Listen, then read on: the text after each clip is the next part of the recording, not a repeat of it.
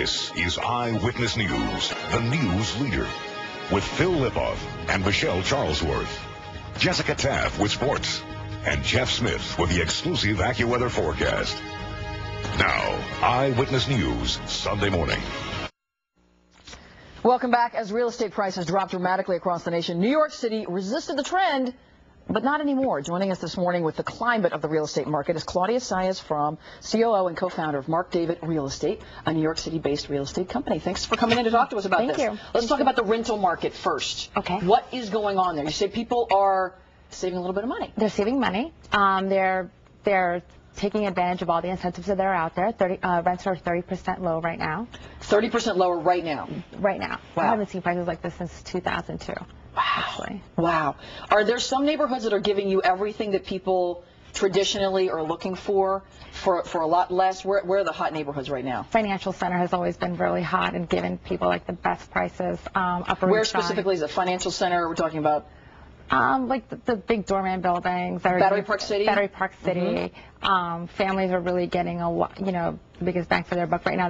There's a huge baby boom right now in the Financial Center. There's a doorman building, I think, the other day that had 20 families living in it, and it keeps on growing. So it's a great time for families to take advantage of getting bigger space and not being so cramped right now. So let's say for a two-bedroom, what are you seeing on average for a doorman building down there? Two-bedroom on average would be around $5,000, and before it used to be $6,000, $7,000. Wow. What if you're living in a building and you don't want to move, and you're seeing people move in and pay less than you are? You can try renegotiating your rent with your landlord, and depending on, when you move to that building, the landlord would be lenient. Right now, if I were a landlord, I'd be a little lenient. Because it takes a lot more money for the landlord to have vacant space, and then to be vacant for about a month or 2 months right now is not in the best interest of the landlord right now. What about other parts of the city renting? Right now, I was telling my friend that in the West Village, I haven't even seen prices. I have seen a studio for $1,350 last week. You're kidding me. Wow. $1,350. And at Mark David, we're able to, give, sometimes we charge fees, but as far as fees are concerned, they're for great valued apartments. I mean, if you have a studio in West Village for $1,350, you're going to pay a fee. You're going to find the stuff. You're going to find the stuff. What about buying? Is this a good time to buy? And we always talk about co-ops. It's really tough. They'll say 34% down or more, and you have to have so much in the bank. How does that work? Good time to buy? Yeah, it's a great time to buy, but you do have to have money to put down. 25% for condos. Minimum. Minimum. Right. Right. For co-ops, it's still 50%. At this, right now, if you have the money, it's a great time to buy. I would, I would really, really tell buyers to, take advantage of it, because prices are not going to be this low. This is like 2004, 2003 prices right now.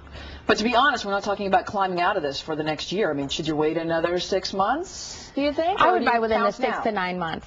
Okay. And I definitely see a turnaround happening, by the time 2010 comes up. I don't really see that prices are going to be this low in 2010. And what are you hearing from sellers? What about people trying to sell in this market?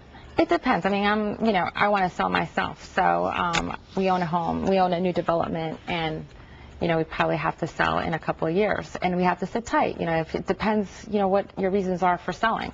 So if you can wait and sit it and weather the storm, I would weather the storm if I were a seller. If you can do it. Yeah. You can do it. And if you want to, rent out your place because you have to move and so forth, you have to work with a broker that gives you a price that deals with reality. Right, because you want the thing to move. Exactly. All right, thank you so much. You're welcome. Thanks a lot. We've put all of these tips on our website at 7online.com. Click on the See It on TV link on the upper right-hand side of the page. You will see weekend morning interviews and tips. That's where it'll be. We're coming right back with a look at this morning's top stories.